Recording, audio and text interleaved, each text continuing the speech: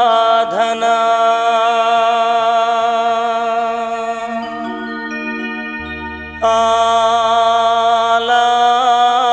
ఆలాపనా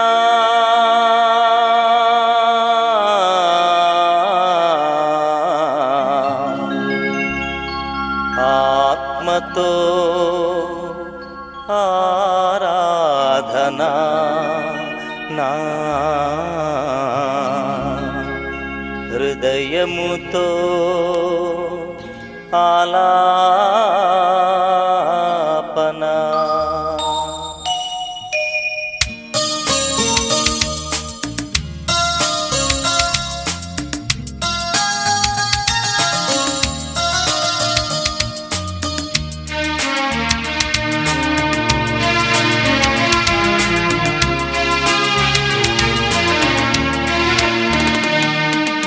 ఆరాధనా ఆలాపనా ఆరాధనా ఆలాపనా ఆత్మతో ఆరాధనా నా హృదయముతో ఆలాపనా ఆత్మతో ఆరాధనా. ఆరాధన ప్రేక్షకులకు యేసుక్రీస్తు దివ్య నామమున శుభములు తెలియజేస్తూ ఉన్నాం. ఈ కార్యక్రమానికి మిమ్మల్ని అందరిని కూడా ప్రేమపూర్వకంగా ఆహ్వానిస్తూ ఉన్నాం. ఎలా ఉన్నారండి? సమయానికి కార్యక్రమాన్ని మీరు తిలకిస్తున్న విధానం బట్టి మీ అందరికి కూడా ప్రత్యేక వందనాలు తెలియజేస్తున్నాం. మీరందరూ చాలాసార్లు ఫోన్ కాల్స్ ద్వారా మాతో మాట్లాడుతున్నందుకు ప్రత్యేక వందనాలు తెలియజేస్తూ ఉన్నాం.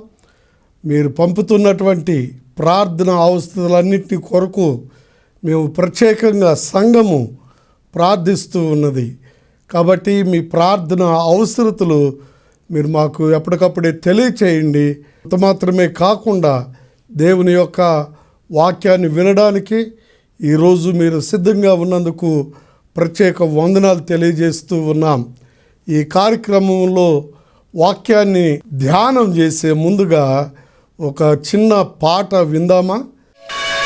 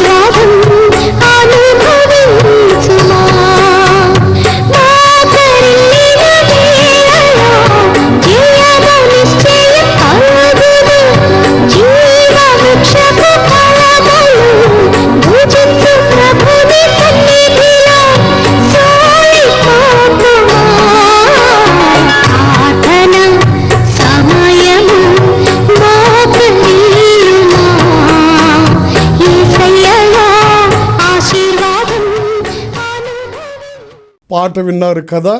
ఈ యొక్క దేవుని యొక్క ఆ వాక్య భాగముల నుండి ఈరోజు మనకు ఓ ప్రత్యేకమైనటువంటి దినము.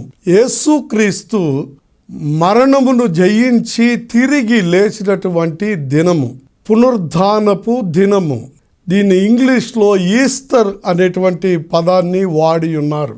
ఈ యొక్క సమయమందు దేవుని యొక్క మాటలు మనము బైబిల్ గ్రంథము నుండి మనము ధ్యానం చేసుకుందాము. పరిశుద్ధ బైబిల్ గ్రంథంలో నుండి మత్తయి సువార్త 28వ అధ్యాయము 9వ వచనాన్ని మనము వాక్యాన్ని చదువుకుందాము. మీకు శుభము కలుగు గాక అని దేవుని వాక్యము సెలవిస్తూ ఉన్నది. మరి యేసు ప్రభువారు మానవాళి కొరకు చనిపోయి తిరిగి లేచినటువంటి దినమందు తనతో ఈ మాటలు పలుకుతూ ఉన్నారు. ఏ మాటలంటే, మీకు శుభము కలుగాక. క్రీస్తునందు ప్రియులారా, ఆయన శరీరధారిగా ఉన్నటువంటి దినములలో తన నోట వసింపబడినటువంటి ప్రతి మాట ప్రేమ, వాత్సల్యత, కరుణ, కటాక్షములు యేసుక్రీస్తు మాటల్లో మనం చూసేవారు. అలాగనే ఆయన చనిపోయి తిరిగి లేచిన తర్వాత తన నోట వసింపబడినటువంటి మాటల్ని మనము ఆలోచన చేసినప్పుడు మత్తయి సువార్తికుడు చాలా శ్రేష్టమైనటువంటి విషయాలు మనకి తెలియజేస్తున్నాడు. మొట్టమొదటిగా ప్రభువారు పలికినటువంటి మాట ప్రత్యేకంగా మనం దేవుని యొక్క వాక్యంలో మనం చూసినట్లయితే శుభవాక్కు ఆయన పలికారు. యేసు సమాధిని దర్శించినటువంటి స్త్రీలను ఉద్దేశించి ఆయన మీకు శుభము కలుగాకని పలికారు. క్రీస్తునందు ప్రియులారా, క్రీస్తునందు మనకు దొరుకుతున్నది శుభము.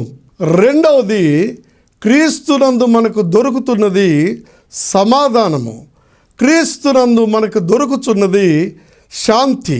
క్రీస్తును మనము ఎరిగి ఉండుట వలన మనకి శుభం కలుగుతున్నది. ఈరోజు ప్రత్యేకంగా ఆయన మన కొరకు చనిపోయి తిరిగి లేచుట వలన మనకు శుభం జరిగింది. ఆ శుభము ఏంటంటే, మనము నరకము నుండి తప్పించబట్టం, అలాగనే పాపము నుండి తప్పించబట్టం. మరి దేవుడు ఆ మరణ శిక్ష నుండి తప్పించి ఆయన మీకు శుభము కలుగుగాక అని ఆయన సెలవిస్తూ ఉన్నాడు.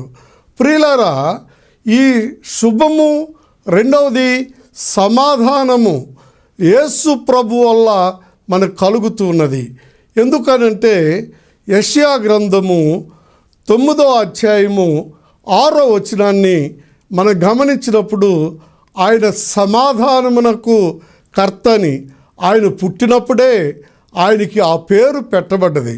అందుకని ఆయన తనను ఆశ్రయించిన వారందరికీ సమాధానమును శుభమును పలుకుతూ ఉన్నారు. మనం ఎప్పుడైనా ఎక్కడికైనా వెళ్ళినప్పుడు శుభం పలకాలని, శుభం కలగాలని ఎప్పుడూ కూడా ఆలోచన చేస్తూ ఉంటాం. అలాగుననే ఆ శుభము అనేటువంటిది యేసు మరణించి తిరిగి లేచుట వలన మనకు శుభము కలుగుతూ ఉన్నది. రెండవదిగా, దేవుని యొక్క వాక్య భాగములో మనం గమనించేది ఏంటంటే, ఆయన పలికినటువంటి మాటల్లో మరణించి తిరిగి లేచిన తర్వాత పలికినటువంటి మాట అభయ వాక్కు. రెండవది ఏంటండి? అభయం ఇచ్చేటువంటి వాక్కు. మరి ఆయన సమాధిని దర్శించడానికి వచ్చి తిరిగి వెళుతున్నటువంటి స్త్రీలతో పలికినటువంటి మాటని మనం గమనించినట్లయితే, మీరు భయపడకుడి. ఈ మాట అభయ వాక్కు. ఎందుకు భయపడొద్దు అని అంటున్నాడు అనంటే, యేసు క్రీస్తు యొక్క సమాధిని మనం గమనించినప్పుడు అది ఖాళీ సమాధిగా ఉన్నది. ఆ సమాధిలో నుండి యేసు ప్రభువారు లేచారు. మరణమును జయించి తిరిగి ఆయన లేచారు. ఆ మరణము ఆయనను బంధించి ఉంచుట అసాధ్యము గనుక ఆ సమాధి తెరవబడింది. ఎందుకనంటే యేసు సమాధిని ప్రవేశించాడు. ఆ యేసు ఆ సమాధిని జయించాడు. అందుకని ఆ సమాధి ఖాళీ చేయబడ్డది, తెరవబడ్డది. కాబట్టి ఆ యొక్క సమాధి నుండి లేచినటువంటి ఆ యేసు ప్రభు వారిని ఈ స్త్రీలు వెతుకుచూ ఉన్నారు. నా ప్రభువుని ఎవరో ఎత్తుకొని పోయారు అని ఆందోళనలోను, భయంలోను, బాధలోను, చిరాకులో కూడా వారు ఉంటున్నప్పుడు వారిని ఉద్దేశించి పలికినటువంటి పలుకేంటంటే, మీరు భయపడకుడి. ఈ భయపడకుడి అనేటువంటి ఒక పదాన్ని పరిశుద్ధ బైబిల్ గ్రంథంలో మనము దాదాపు 366 సార్లు రాయబడ్డది. కారణం ఏంటంటే, భయపడకుడి అనే పదము పరిశుద్ధ బైబిల్ గ్రంథాన్ని మనము ప్రతి దినము చదివినప్పుడు మనకు ఒక మాట భయపడకుడి అంటే సంవత్సరమునకు 365 దినములు, లీప్ సంవత్సరంలో 366 దినాలు ఉన్నాయి. కాబట్టి ఈ యొక్క సంవత్సరాన్ని ఉద్దేశించి పరిశుద్ధ బైబిల్ గ్రంథంలో భయపడకుడు అనే పదాన్ని దేవుడు మనకి నిత్యము ప్రతి దినము మనతో మాట్లాడుచూ ఉన్నాడు. క్రీస్తునందు ప్రియులారా, ఎలాంటి భయము మనకున్నది అనంటే, మొట్టమొదటిగా పాప భయము, రెండవదిగా మరణ భయము, మూడవదిగా శాప భయము. ఈ 3 భయములను మనల్ని ఎప్పుడూ కూడా వెంటాడుతూ ఉన్నాయి. అయితే ప్రియులారా గమనించండి, ఈ 3 భయములే కాకుండా కుటుంబాన్ని గూర్చిన భయము, లోకమును గూర్చిన భయము, సాతానును గూర్చిన భయము, నీ శరీరమును గూర్చినటువంటి భయము నిన్ను నిత్యము వెంటాడుతూ ఉన్నది. అట్టి భయమును తొలగించడానికి యేసు ప్రభువారు తాను కల్వరిగిరి కొండ మీద మన కొరకు చనిపోయి తిరిగి లేచి మన కొరకు ఈ మాట చెబుతున్నాడు, మీరు భయపడకుడి అని. మీరు భయపడకుడి. సాధారణంగా ఈ దినాల్లో ఈ 3 భయాలు ఎక్కువగా ఉన్నాయి. ఒకటి, శరీర రుగ్మతలు బట్టి భయపడుతున్నటువంటి వారు ఎక్కువ ఉన్నారు. రెండవదిగా, లోకమును చూసి లోకములో ఎలా బ్రతకాలో తెలియక భయపడేటువంటి వారు. మూడవది, సాతానును చూసి భయపడేటువంటి వారు ఈ లోకంలో ఉన్నారు. ప్రియులారా, లోకమును దేవుడు జయించున్నాడు, సాతానును దేవుడు జయించున్నాడు, శరీర రుగ్మతలను కూడా దేవుడు జయించి ఈరోజు ఈ సమయమందు దేవుడు నీతో మాట్లాడుతున్నాడు.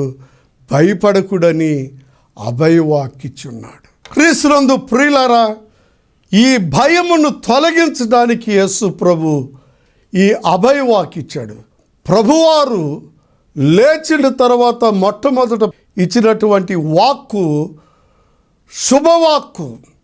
రెండవది భయపడకుడు అనేటువంటి అభయవాక్కు దేవుడు మనకి తెలియజేస్తున్నాడు.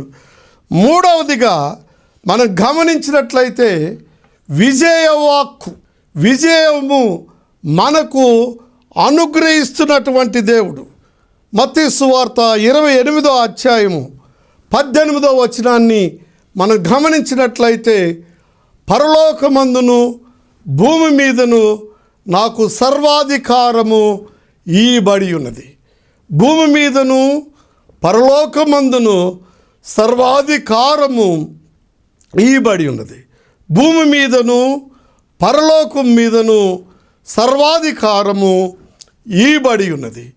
ఎందుకు యేసు ప్రభువారు పరలోకమందు భూమి మీద అధికారమును సంపాదించున్నాడు అనంటే ఈ లోకంలో మరణించి తిరిగి లేచినటువంటి దేవాతి దేవుడు ఒక్కడును లేడు. 3 కోట్ల దేవతలు అంటున్నారు, కానీ ఒక్కరు కూడా మరణాన్ని జయించి తిరిగి లేచినటువంటి దాఖలాలు లేవు. ఎంతోమంది సమాధి చేయబడ్డారు.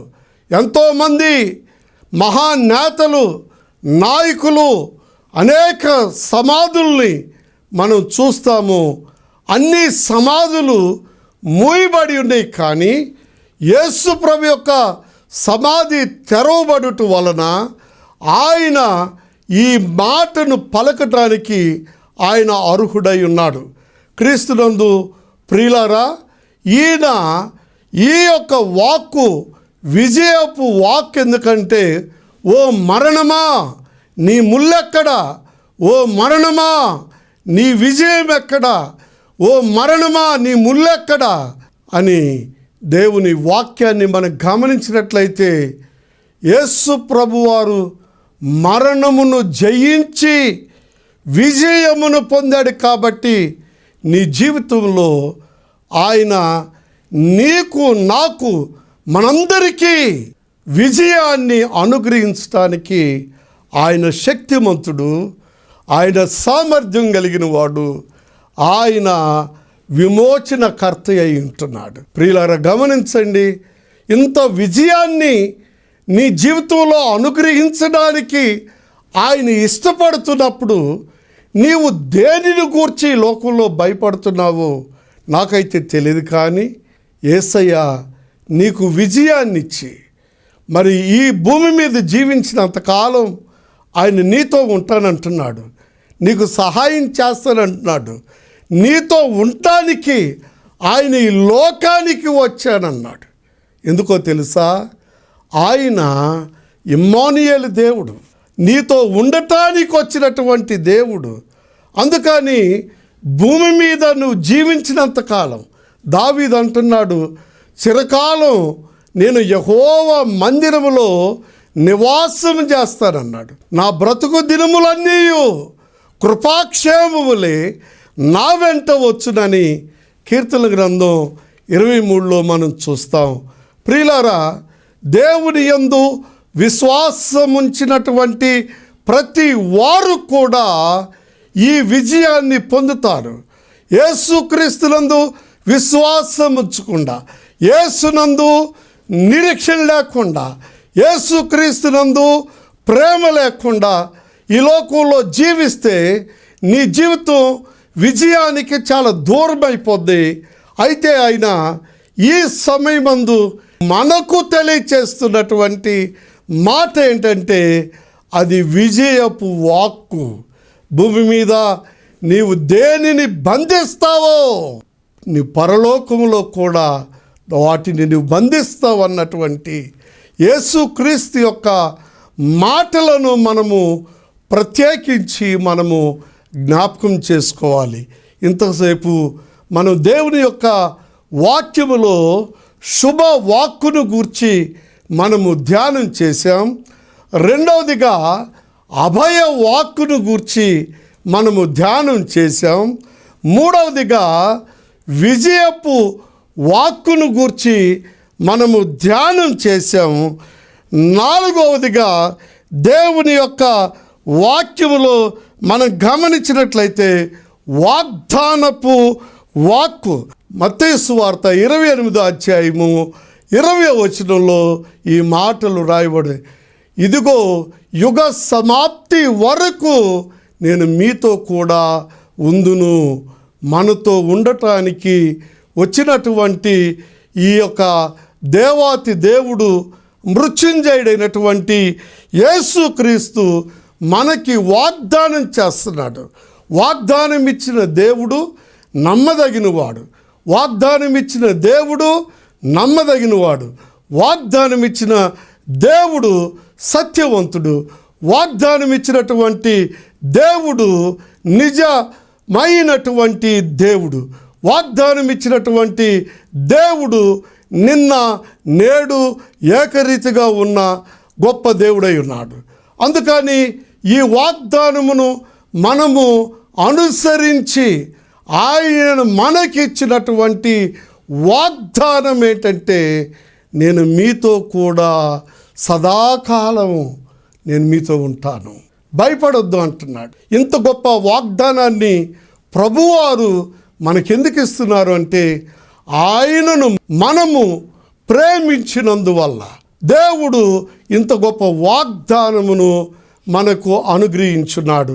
క్రీస్తునందు ప్రియ దేవుని బిడ్డలారా, మరొక వాగ్దానాన్ని దేవుడు మనకి అనుగ్రహిస్తున్నాడు. 5వదిగా ఆశీర్వాదపు వాక్కు.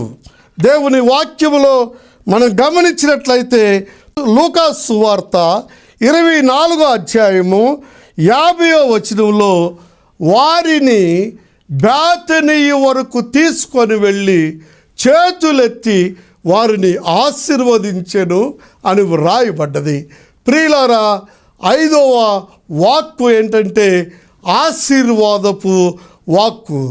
మరి క్రీస్తునందు ప్రియులారా, దేవుడు వారిని చేతులెత్తి ఆశీర్వదించెను. మన దేవుడు ఆశీర్వాదములకు కర్త అయి ఉన్నాడు. పరలోక సంబంధమైన ఆశీర్వాదాలు, రెండవది భూ సంబంధమైన ఆశీర్వాదాలు.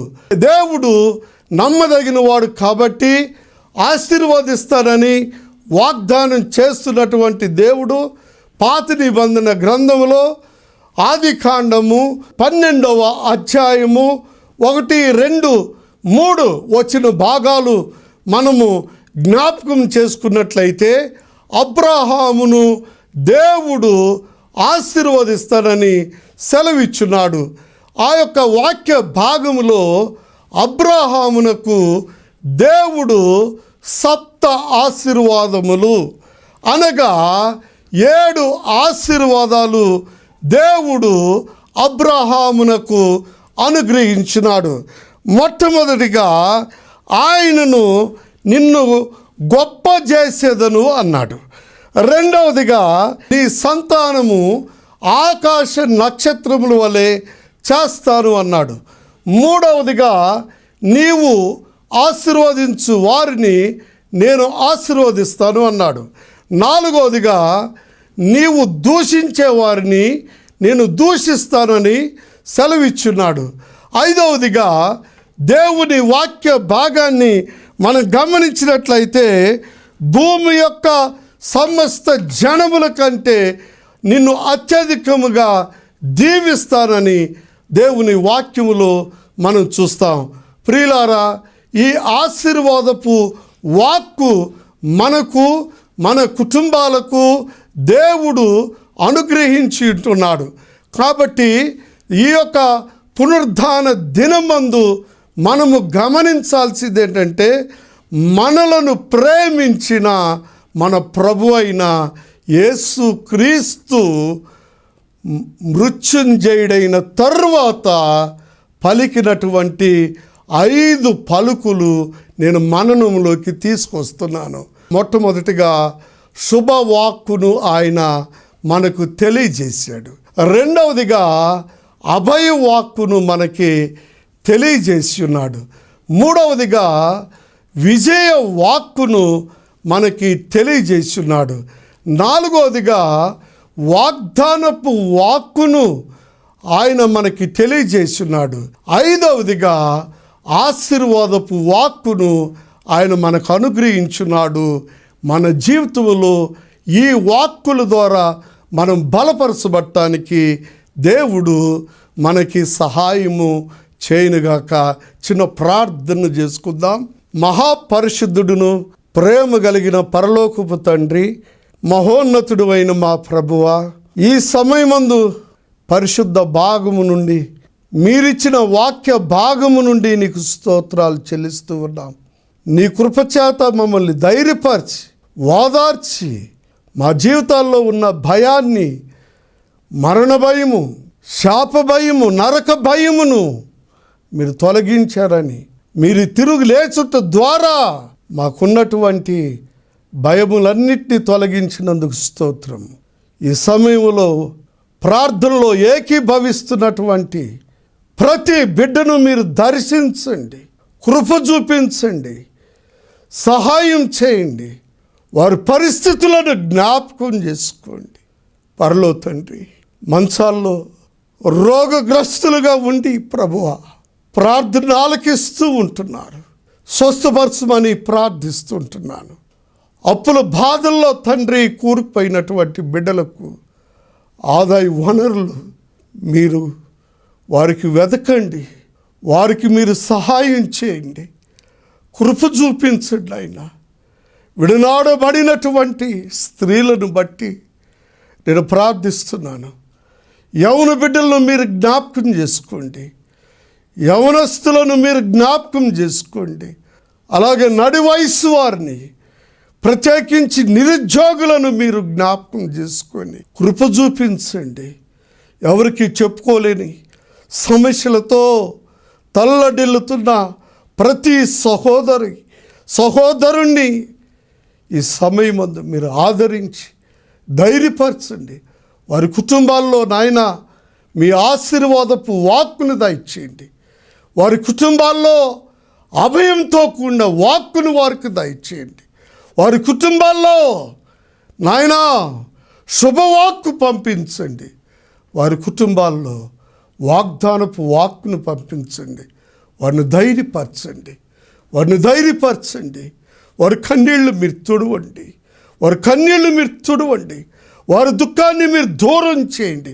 వారి కన్నీటి బాష్ప ప్రతి బిందువుని మీరు తుడిచివేయమని. పరీక్షలు రాస్తున్న బిడ్డలను మీరు ప్రత్యేకించి జ్ఞాపకం చేసుకోండి. కాంపిటేటివ్ ఎగ్జామ్స్ కొరకు సిద్ధపడుతున్న బిడ్డలందరినీ జ్ఞాపకం చేసుకోమని యేసు నామమున అడుగుచున్నాము తండ్రి. ఆమేన్.